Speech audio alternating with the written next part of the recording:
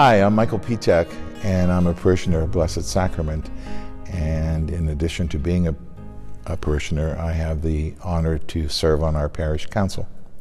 And I'm currently working as chair of the Marketing, Communications, and Membership Committee. We moved to Buffalo in 1982, and that's when we joined the parish. We walked in with 3 babies, 3 and under, and no one kicked us out. They welcomed the screaming, and 5 children later, they were all raised and baptized here, and it's a very special place. We had moved from a smaller town, so the children were amazed at all the tall structures. And of course, you can't look at structures in Buffalo without looking at churches. And we were just amazed at how Catholic this city had been. And it's amazing. It's almost a church on every corner. And when I was doing some of the research for the 125th celebration, I found some facts that when the cornerstone of this church was dedicated in 1912, 30,000 people processed from downtown to Delaware and West Utica. It is amazing. And you know, it's sad in a way that that burgeoning Catholic population has diminished. But we're here working to try to say, come, join us, let us find community together.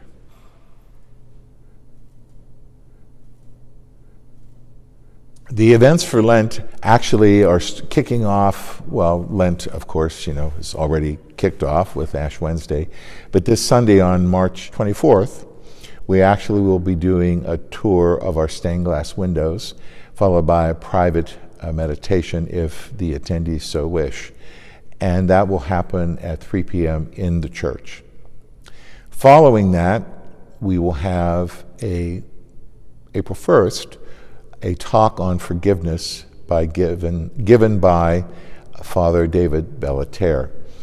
And in speaking with Father, what he's going to be tracing is what is the connection between healing and forgiveness. And a part of the program that will occur at 6:30 on Monday in the church is there will be a person who's actually going to be talking about her personal story and her journey following a grave physical attack on her own body, how she had to learn to forgive, and that forgiveness helped her to heal. Following this talk, there will be the Sacrament of Reconciliation that's available. In addition to that, Sunday, April 7th, at 5:30 p.m. in the church, we're doing a Taizé prayer service. And Taizé, of course, is an ecumenical prayer service that was started after World War II in Taizé, France, in the Burgundy region of France. And it's very simple. In darkness, illuminated only by candlelight, we have the opportunity to become one with the presence of God through prayer, song,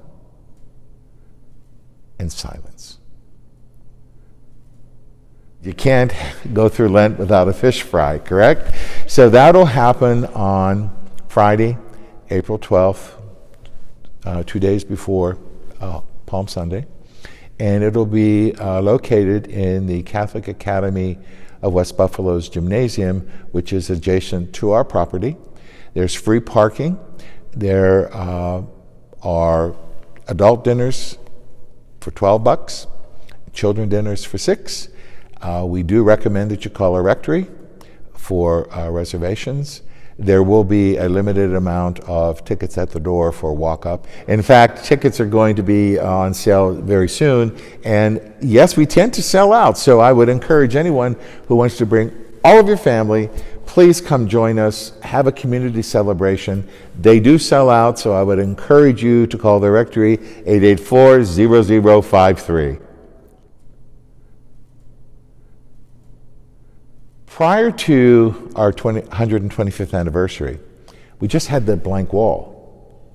And so as we were planning it, one of our parishioners, Connie LaPena, said, we need to do something with the back wall. And I said, well, like what? And she said, well, can we get some banners? Can we do some artwork? So she and I started to talk about this, and I actually took the Alpha and Omega symbols that are on our altar and designed a celebratory banner in 3 parts. And that was really very well received by our parishioners. So then the question was, okay, what's next?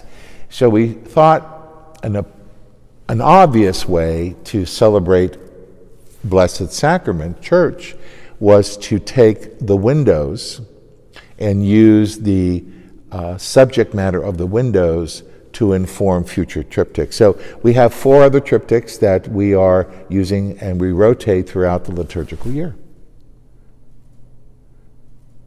We basically went to the people, to our parishioners, and said, how are we going to celebrate that? As a result of that, over 85 people got involved.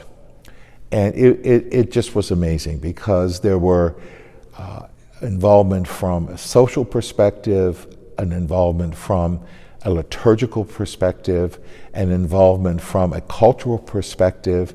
And as we went through the year, we produced 30 events, published 5 newsletters, 2 books, and had a wonderful celebration to honor principals of Catholic Academy and Monsignor Yanker, our former pastor, and our current pastor, Father Bossi, with a glorious dinner that 3 of our bishops attended.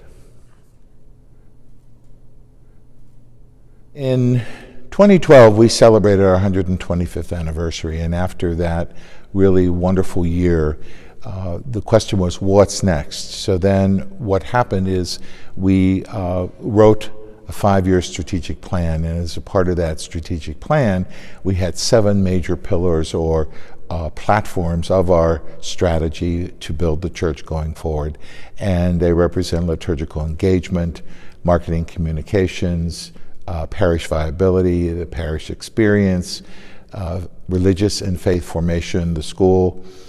An additional pillar is that of outreach, in which we celebrate going out to our community, both outside our parish as well as inside our parish. And several that are really active is our Peace and Justice Committee, and that's very important as we look at social justice and building community throughout our city.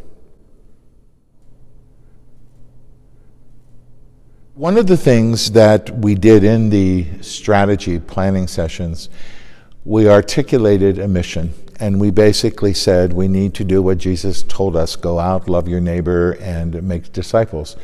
Our vision, though, was articulated, and it's interesting, we're the only church, Catholic church, in the Elmwood Village. So what we have basically said is we envision that we are the church, Catholic church of choice for the Elmwood Village and the Delaware District. So if you're going to do some marketing, which the church I think now needs to do, because we built it but they're not here, and so what we have to do is reach out. And so we have an outreach strategy, we have different ways that we can reach to the families, and especially with the burgeoning and renaissance of downtown Buffalo. We're here. We're looking for parishioners. Hey, come check us out. The religious and faith formation has different divisions within it because of age groups. So we have a family faith formation committee, which is really working on the catechetical instructions for sacraments, etc., of children and families. In addition to that, we have a very robust adult faith formation, and what they're trying to do is to continue to allow adults, and that's a large range of ages, to continue to learn and deepen their faith. One of the most recent things they did, that was just concluded last month, was a speaker series, and it was called Building Bridges Across Faith Lines. And it was pretty interesting because the first one, the attendees actually went into one of our neighboring Jewish synagogues, and we learned some elements about the Jewish faith and tradition. We also had a second one where we brought a Lutheran pastor in to talk about Lutheranism, and especially given the recent 500th anniversary of Lutheranism, to understand that faith. And most recently in February, we concluded that series with a talk in Marion Hall, which is the lower level of our church, on Islam and cultural practices. Now, coming up, we just launched a new series, Bishop Robert Barron's Catholicism Word on Fire. Last week we did the first series, and on March 31st and on April 28th, we're doing 2 others. You know, you might wonder, what are Catholics going into a synagogue? What are Catholics talking about Lutheranism? That was a major schism that took so many people away from our faith. And why are we focusing on Islam? That's the whole point. God in Christ has asked us to love our neighbor. And especially in today's time, it's very, very challenging when someone is not like me, when they don't dress like me, when they don't speak like me, when they don't believe like me. And I think today it's critical that we have a mind that is not judging, but rather open and listening. Because I think somewhere deep down, amidst all of the issues that we face, there is that core of connectivity that we don't have. And we have to work on that.